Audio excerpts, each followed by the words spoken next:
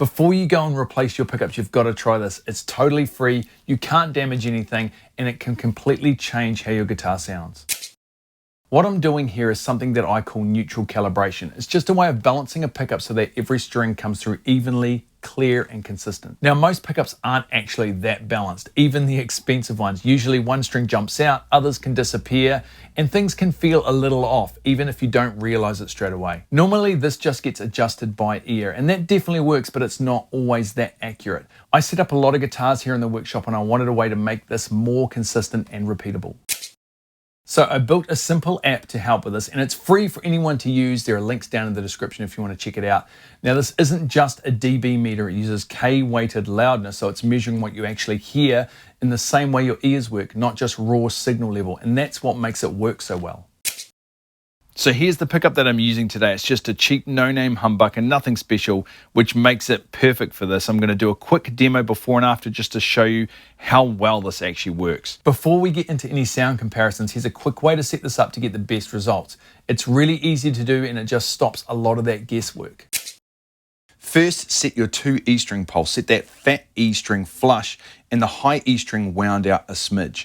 Then get the 2 outer strings roughly where you want them using the pickup height adjusters. Now, I normally do this by ear or just use factory specs. Now get your guitar plugged into your phone or laptop, however you usually do it, and bring up the app on my website. Now, if you're using a cheap, simple adapter like this, make sure you run it through a buffered bypass pedal first, like this tuner. It makes it work as good as any expensive interface. Next, pluck the high E string as a reference. Now, I pluck as consistently as possible at that 12th fret, and this sort of hits the string's midpoint, normalizing that vibration energy across all 6 strings to ensure your measurements are as accurate and repeatable as possible.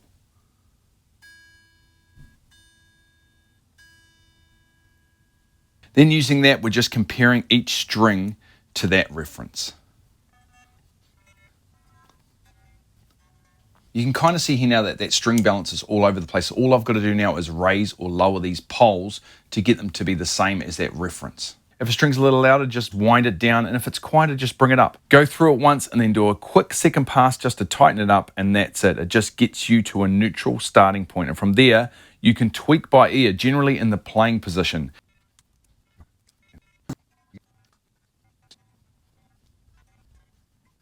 Now notice how that low G string pole has been set. If you'd prefer this not to sit as low, I have a fix for this coming up in a sec.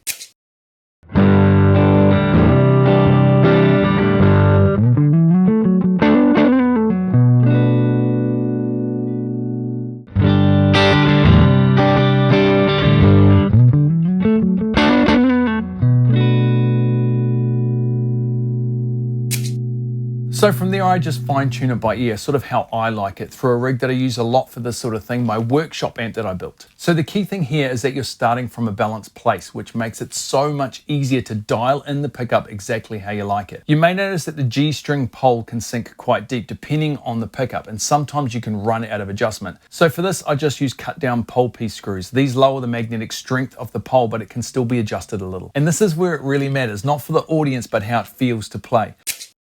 Now I've finished my fine tuning, so have a listen to the same cheap pickup in this arrangement. It's nicely balanced, it's dynamic, and really clear, even with all the added ambient effects on top.